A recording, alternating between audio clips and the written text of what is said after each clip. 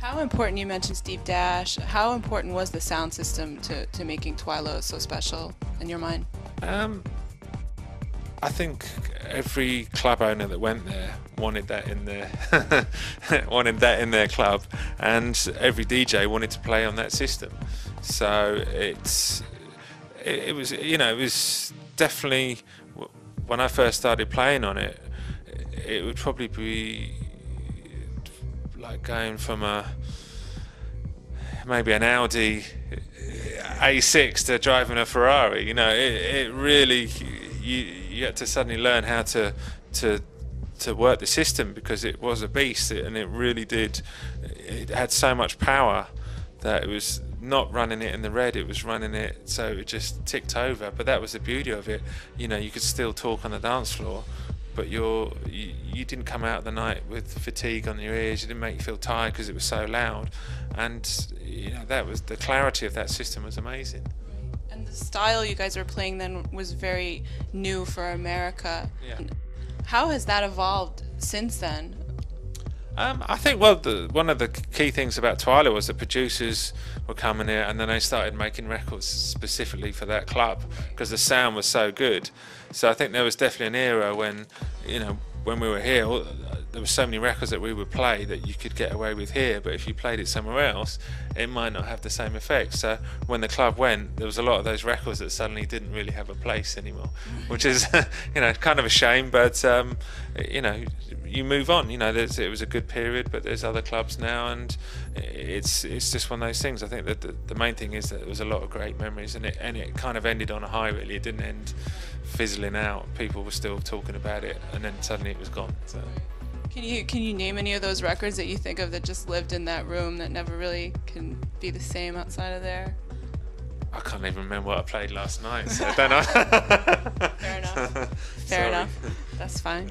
So for you, your style has changed a lot as well. I mean, what influenced that? Is that just a natural evolution of just constantly listening to music, or maybe a real shift in your perspective on what you do? Or I mean, I think for me, it's always been trying to search out new and exciting music. So whether you're taking influences from a lot of the German producers or stuff that just gets sent to me from young and up and coming producers, it's just listening to those tracks and you think, well, if I play that in my set, it's going to add something different to it. So it's, for me, it's never been about playing the big hits, the records that people know. I'm trying to play stuff that's a little bit different, but I think I've built a reputation over the years that people trust my judgment. And if I'm playing a lot of new stuff, hopefully they're going to like it because they trust my ear. And you know, for me, I get more reward playing stuff that's really new and getting that great reaction than playing something they know and getting a great reaction, because anyone can play the big hits. I like to think I'm playing the future big hits, if that makes sense. you and Sasha also did something that not many DJs have done. You toured arenas in America on Delta Heavy, a massive kind of, you know, concert tour type production. Yeah. And what was that experience like? And I know this year you guys reverted to a club tour. What went into that decision to go back to the smaller venues after that big tour? I mean, I think, you know, when we did the Delta Heavy, it was a huge undertaking. I mean, it was billed as an arena tour, but out of probably the 37 shows, there was probably only about 8 or 9 that were the really big ones. A lot of them were in theatres and big venues, but not massive arenas. So I think it was kind of billed a little bit out of context of what it actually was, but it was still about 80 or 90,000 people over the whole tour, which was great. This time around, we just wanted to be in a more intimate environment. I think in the current environment, to go and do arena tours at the moment would have been kind of commercial suicide. So you know, we wanted to just go back to our grassroots and just hit the clubs and good sized venues, and it worked really well. We took a smaller production. I mean, the Delta Heavy, we had four trucks with us, you know, 2 coaches and two two 18-wheeler trucks full of kit. This time we did it all in one bus. So it was scaled down, but it was more, it was more fun, it was more simple. We had 22 staff on the first tour. We had assistants for their assistants. It was like ridiculous. So yeah, this time everyone mucked in, and it was a lot more kind of just club shows and more fun. And you played some, unusual places like Seattle, or maybe some cities that you wouldn't normally hit. What was your perspective on America right now as a scene? Was there anything that you took away from it? Are people still hungry to hear electronic dance music? I mean, the fact is, because you don't go to those places that often, the crowd that is there are probably more hungry for it than a lot of the major markets. So it's important to play those cities. I mean, coming out and touring America is a massive undertaking, and I could be out here, 4 months a year, constantly touring, trying to hit all those places.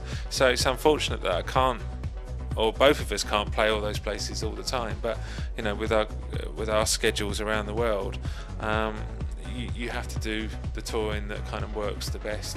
And it was good to do those places, and the reaction was good, and I think those people really appreciate it when you do come in and you bring the production and everything else. No, it's Bedrock's 10-year anniversary, or are you doing a 10-year anniversary release? Is that right? And the party as well. Right. So what's going to be on that compilation?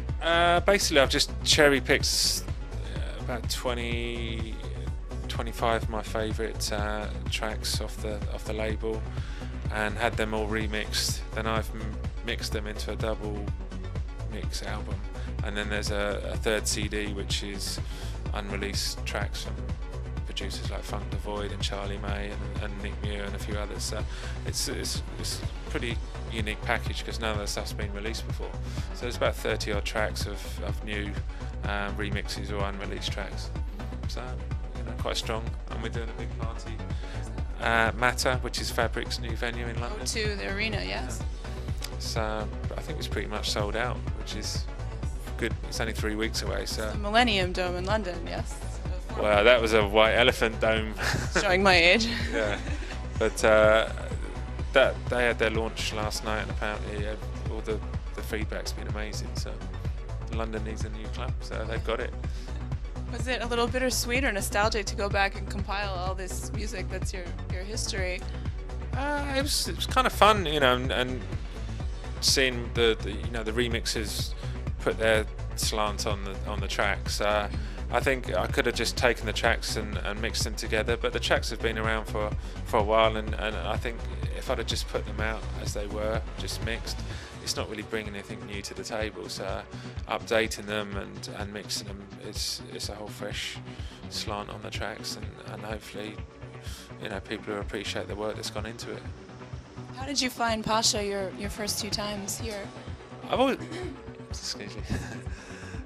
always had a really good time. It's nice to do New York, where there's it's a nice dark room, big sound system, and people are coming to dance. That's what I like playing to. A good club crowd.